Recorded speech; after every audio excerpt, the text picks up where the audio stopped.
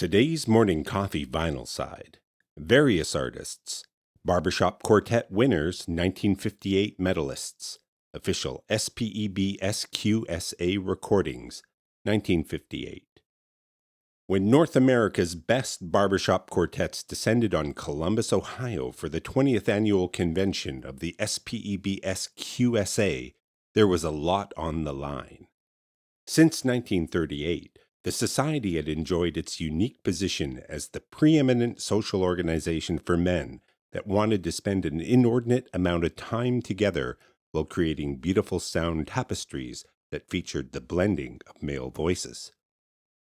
Barbershop had exploded in the 50s as men sought creative outlets for their time and energy while their wives stayed at home with their ever-estranged kids, ingesting a bevy of pharmaceuticals to conceal their own inner rage against the patriarchy.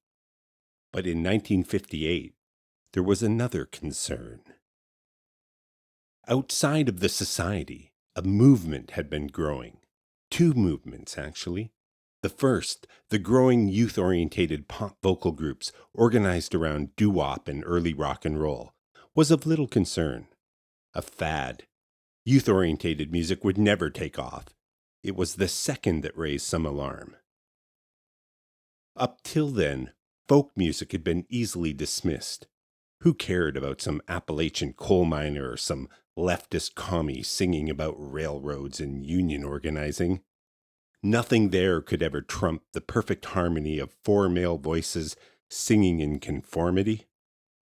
But folk had been percolating like an old pot of coffee on a wood stove, and it had started to make inroads, not only into youth culture, but into the broader culture.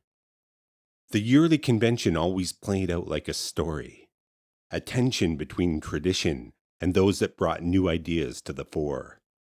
Winners were usually chosen for their adherence to and the upholding of tradition while being driven to new heights of excellence by the heat they felt from those with fancy new ideas nipping at their heels.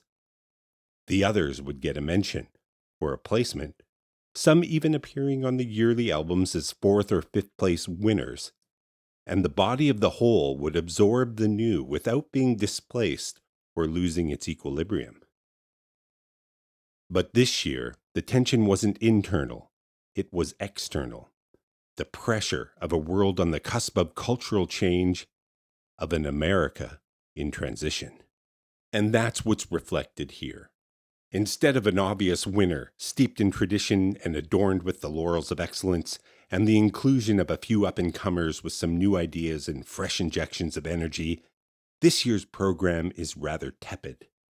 Remarkable only for its sameness. It's as if they circled the wagons and all defaulted to their programming, delivering a watered-down wash of bland and mediocre which served as a near-complete surrender. If ever there was a moment when the S.P.E.B.S.Q.S.A needed to bring it on, it was here. But alas. Of course, I'm not going to address any of the rumors surrounding the incident at the Cincinnati Zoo, or confirm the rumors related to the disqualification of the quartet from Wichita, or the details surrounding the police raid on the after-hours poker game hosted by the S.P.E.B.S.Q.S.A Poker Club, as those days are long forgotten, and I probably just made up all those rumors anyway. But who knows? They say what goes on in Columbus stays in Columbus, and I ain't telling.